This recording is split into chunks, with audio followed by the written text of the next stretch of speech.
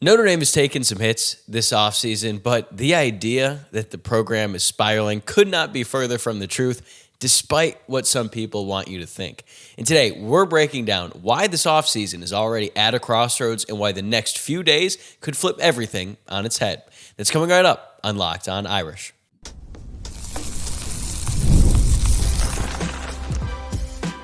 You are Locked On Irish, your daily podcast on the Notre Dame Fighting Irish.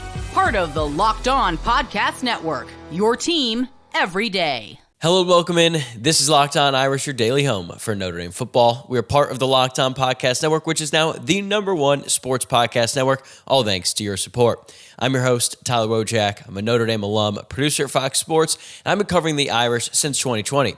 I hope you had a very Merry Christmas with your friends and family, and thank you for joining us here on December 26th.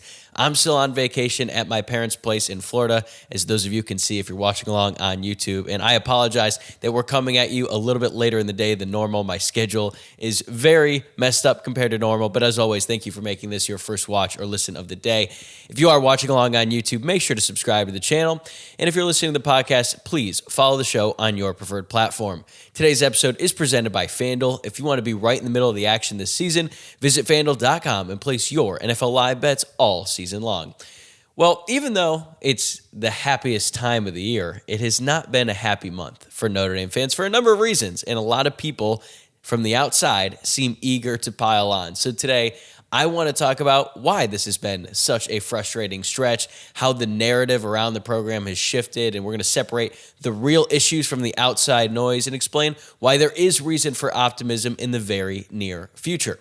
Then we're going to react to Billy Schrauth's decision to declare for the NFL draft and what it means for the offensive line moving forward. Then we'll wrap things up by looking at Notre Dame's latest special teams edition and why it might end up being more important than it looks right now. So today's the day of the Pop-Tarts Bowl, the bowl game that Notre Dame would have played in had they not opted out.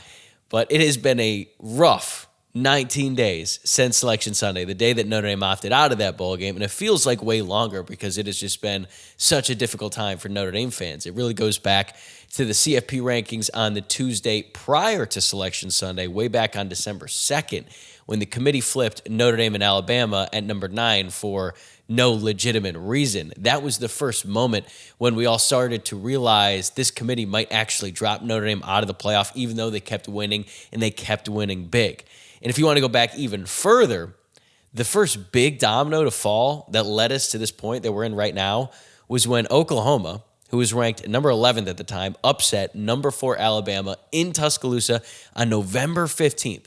That was enough for Oklahoma to jump Notre Dame in the rankings and then push the Irish to the fringe. And then for the next 2 weeks, Notre Dame just needed one upset in the top 10, which is practically the expectation in late November, especially during rivalry weekend, and they just never got it. And as we documented on this show, there were over a dozen results that could have been enough for Notre Dame to comfortably make the playoff, and every single one went the wrong way, except, of course, Alabama losing in the SEC championship.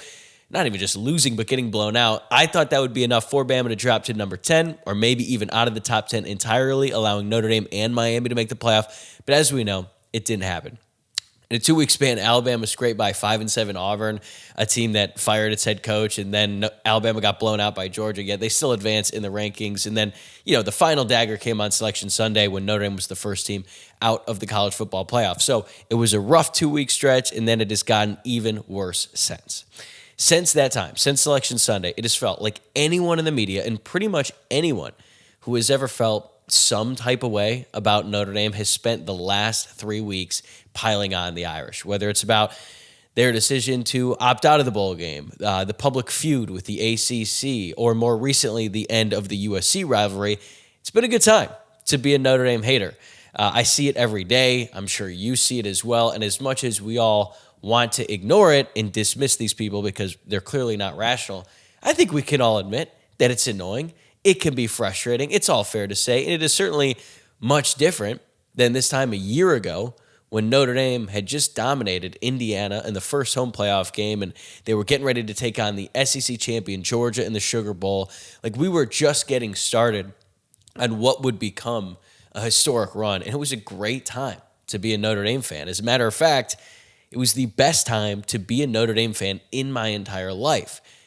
But here we are today in a much different place. But the biggest surprise throughout that stretch was seeing how many people on the outside actually started to root for Notre Dame. People were openly asking, wait, is Notre Dame likable?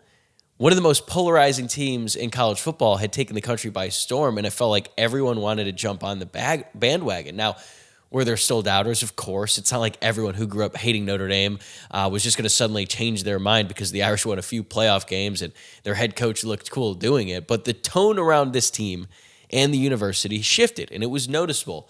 And a big reason why, of course, is Marcus Freeman. Notre Dame fans already knew and loved Marcus Freeman. College football fans knew about him, but that playoff run was his first true moment in the national spotlight where it wasn't just college football fans paying attention. It was the entire sports world. And all the traits Notre Dame fans love about Freeman were on full display, and it was captivating. In a lot of ways, all that momentum led us to this moment because now the people who hated Notre Dame and were probably sick to their stomach watching the Irish have so much success in the playoff last year are all out for blood. And Marcus Freeman, who was sort of a lesser-known name in terms of the bigger sports world, is now one of the most recognizable coaches in college football and is receiving a lot of interest from several teams in the NFL. But for all the people on the outside, they see an opening with Notre Dame, and they are not holding back. And none of it is in good faith, though, and it's obvious. Like, the people who have been the most critical of Notre Dame opting out of the bowl game are telling on themselves, and I find it hilarious because, like, it's totally fair if you agree with the decision to opt out of the bowl game. Like, that's fine. But if all of your jokes and criticisms revolving around Notre Dame not playing in a bowl, like, why does that even matter? So many players opt out of a bowl game, and you're not really making fun of them. And I'm sure that these opposing fans, they're not calling the players on their teams who opt out of a bowl game quitters. They're not doing that, are they? No, right? So it's not in good faith. And Notre Dame wasn't even the only team to opt out. Kansas State and Iowa State, two Power 4 bowl-eligible teams, both opted out of the bowl game because their head coach left, but you never hear about their decisions, right? And of course, right on cue, like we have reached that part of the offseason where people are once again whining about Notre Dame's independence, like it personally affects them in any way, shape, or form. Like you would think, based on some of the reactions you would see online, that Notre Dame being independent was actively hurting their loved ones. It's crazy. And then those people are the same ones who are quick to join USC side once it became official that the rivalry was going to go on hiatus. They're the ones saying, oh, look at Notre Dame, they quit again. Now they're trying to get out of playing USC. But anyone with a rational, functioning brain knows that USC has been trying to get out of the series for 2 years now. Lincoln Riley told everyone why at Big Ten Media Days before the 2024 season. He laid it all out there. We broke it down on the show earlier this week. But more recently, USC tried to claim the decision had to do with the memorandum of understanding, but Nicole Auerbach from NBC Sports debunked that quickly when she reported that all Big Ten schools were made aware of the MOU back in March of 2024. So this idea that USC decided to change their course with Notre Dame because they found out about the MOU is a lie. And it's obvious to anyone willing to be objective that USC wants to lose fewer games so they can make their first ever appearance in the college football playoff. But they have lost 8 of their last 10 games against Notre Dame and 12 out of the last 15. They are assuming a loss on the schedule because they have not proven they can beat Notre Dame, especially under their current leadership. And I understand that USC offered to play in week 0. I've seen some people float the idea that USC offered to play Notre Dame in weeks 0 through 4, but Notre Dame already has games scheduled in weeks 1 through 4, and it's far too late to move those. We're just 8 months removed from the start of the season. You can't move around to that whole month of your schedule to accommodate USC. And I don't even think playing in week 0 was a legitimate option either, because under current NCAA rules, you can't play in week 0 unless you're playing in Hawaii or overseas. You would need an exemption, and maybe that could have happened eventually, but consider this. Notre Dame and USC already had a deal fully agreed upon for 2026 and 2027. They were set to play at USC the Saturday after Thanksgiving in 2026, and in 2027, Notre Dame rearranged their home dates to play USC in September instead of mid to late October like they normally do. That took a lot of work on Notre Dame's side, but they got it done. Then late last week, over a month after the deal was initially agreed upon, USC called and backed out of that agreement, saying the only option was week 0, take it or leave it. Personally, I wish Notre Dame could have found a way to make it work and played them during week 0 because I want this game played every single year. But if you're Notre Dame and you just adjusted your entire 2027 schedule, or at least the first half of it, to accommodate USC, only for them to pull this at the last second, like, it's clear they're not operating in good faith. And two, they don't actually want to play the game. So bending over backward again feels unnecessary. I will give USC credit for taking advantage of the animosity toward Notre Dame lately, and they used the week 0 angle as a PR play to come out looking better. Everyone wants to pile on Notre Dame anyway, and USC is leaning into it. So here we are, December 26th, just waiting for some good news. Now, this time of year, between the end of the season and the transfer portal reopening, is never really all that fun because players can enter the portal, but they can't announce destinations. So it feels like the door is only open one way. Coaches can leave, but replacements take time. Players declare for the NFL draft. The only good news before the portal opens is guys announcing that they're coming back. The portal officially opens a week from today, when players can announce not just that they're leaving, but where they are going. And Notre Dame is at a crossroads, but things can turn quickly based on one decision. The decision belongs to Marcus Freeman. Does he sign his extension and stay at Notre Dame, or does he continue to entertain NFL interest? Because the longer that this drags out, the harder it becomes to recruit in the portal because uncertainty at head coach makes everything a lot harder. So I expect a decision soon. And when it comes, I believe things are going to turn around fast for Notre Dame because if and when Notre Dame retains Freeman, I think it sends a clear message to the college football world that despite how rough this month has been, this program is all in on winning a national championship in 2026 and beyond. They're going to be aggressive in the portal. They're going to add new pieces that get fans excited. They're going to be aggressive on the recruiting trail. They already have a really good class to go along with a top 5 class in 2026. And I think they're going to be even more aggressive in retaining their own players, even though they've already lost 2.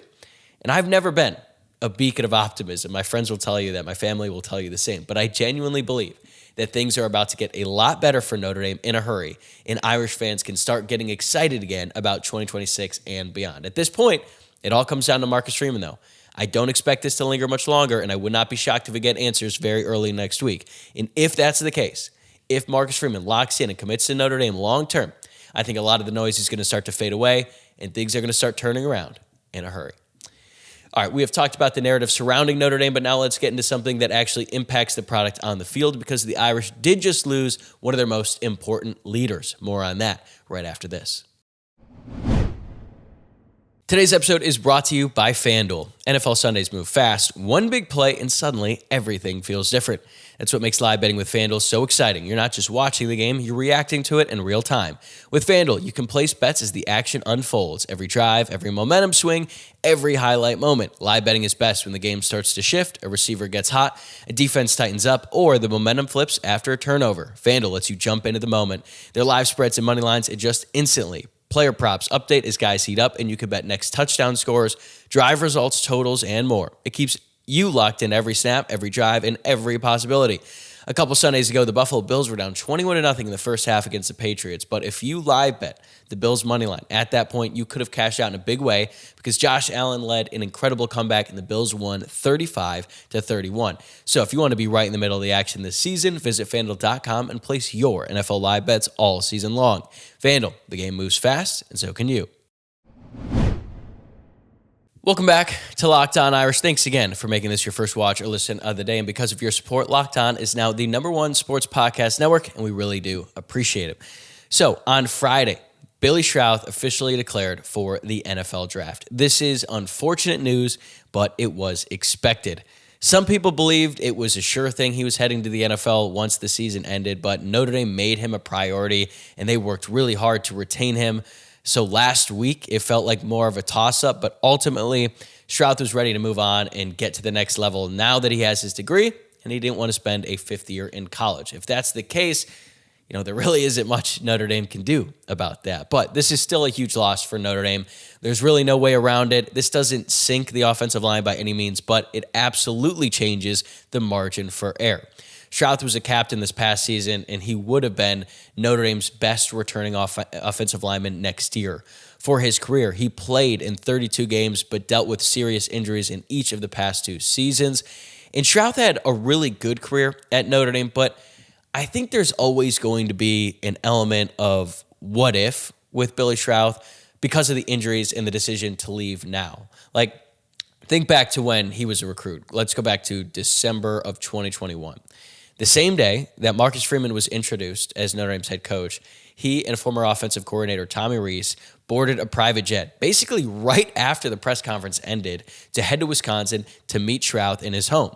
Schrauth was choosing between Notre Dame and staying home to play for Wisconsin, but Freeman and the staff made him a priority from day one, and they secured his commitment. This was a big deal at the time. Billy Schrauth will always go down as the first player to commit to Marcus Freeman as the head coach of Notre Dame. Schrauth was a high four-star recruit, a top 150 player nationally, and he had the makings of Notre Dame's next great interior offensive lineman.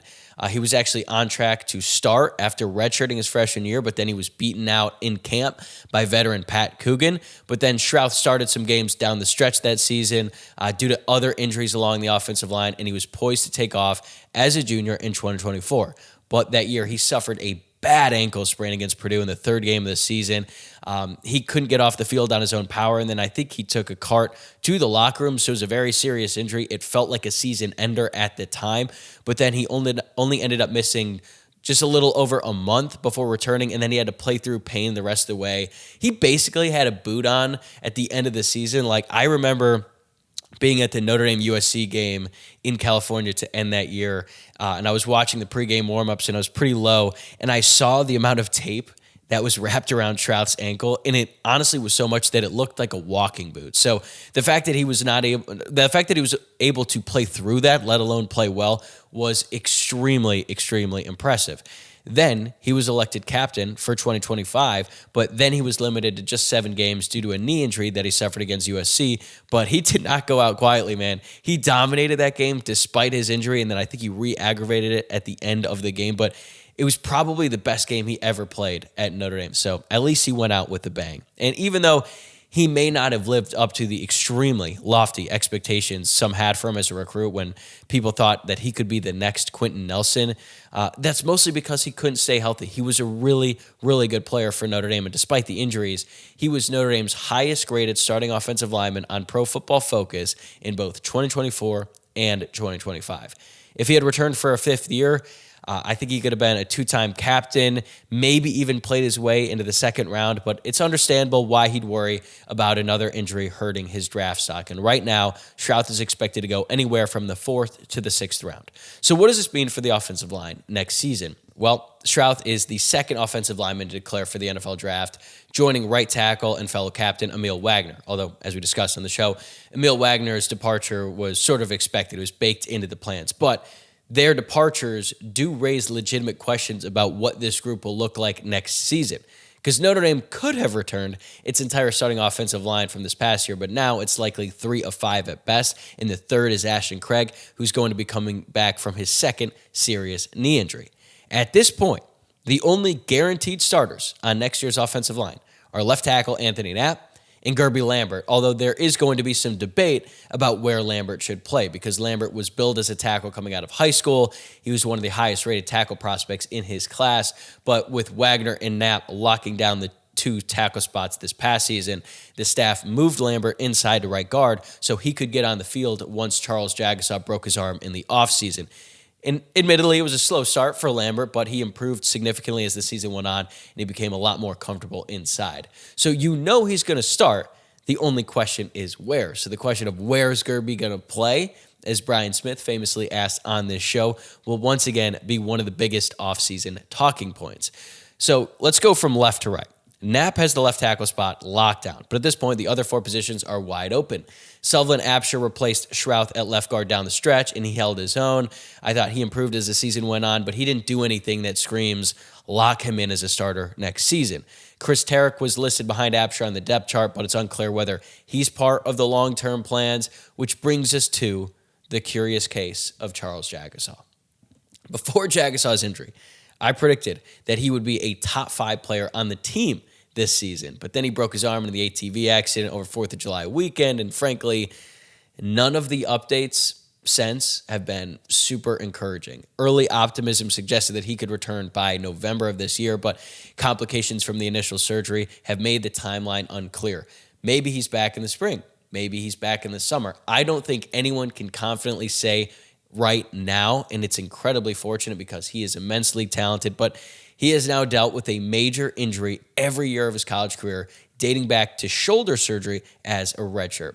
I'm certainly not ruling him out for the record, but I just don't think you can guarantee his spot on the starting offensive line next season. And if Jagasaw is not ready for next season, I think Absher would enter spring practice as the favorite, but that could change quickly. I think Charles Jagasaw's health and his timeline for recovery is going to be another major talking point this offseason. At center, that's another interesting spot because the staff has been very high on Ashton Craig, but he suffered ACL tears in back-to-back seasons. His most recent injury came in mid-October, a full month later than the previous year's injury. So I'm not sure if he's going to be ready to start next season. And while Craig is more physically gifted, Joe Otting filled in nicely during his absence. So Otting is going to get the bulk of the reps this offseason, and that could be enough for him to hold on to the job once Craig returns. And then you go to right guard and right tackle, they're very closely connected because if the staff keeps Gerby inside, you'll see a competition among young, promising tackles at right tackle. Or if they kick him to right tackle, then you open up a new position on the interior. So then you'd have two open spots on the interior of the offensive line. If you're looking at right tackle, let's say Gerby stays inside, Will Black is going to get the most attention. He was the highest rated player in Notre Dame's class of 2025, five-star tackle, one of the top players in the entire country. He redshirted this past season, but he did see the field in garbage time against Navy and Syracuse, and the staff absolutely loves him. He is a physical freak, and he even got some reps at guard early on this year because they didn't have as much depth there. They thought he might play as a true freshman, but Will Black's future is at tackle, and I think he enters as the odds-on favorite at right tackle, assuming they keep Gerby at guard. But if it's not Will Black, Matty Augustine is a name the staff is extremely high on. He was in the same class as Black, and even though he was not rated as highly as a recruit, he really impressed the coaches throughout his freshman season. Every time I ask anyone around the program about the offensive line, Matty Augustine's name comes up. Every single time. So don't be surprised if he's battling for the job or if he potentially wins it.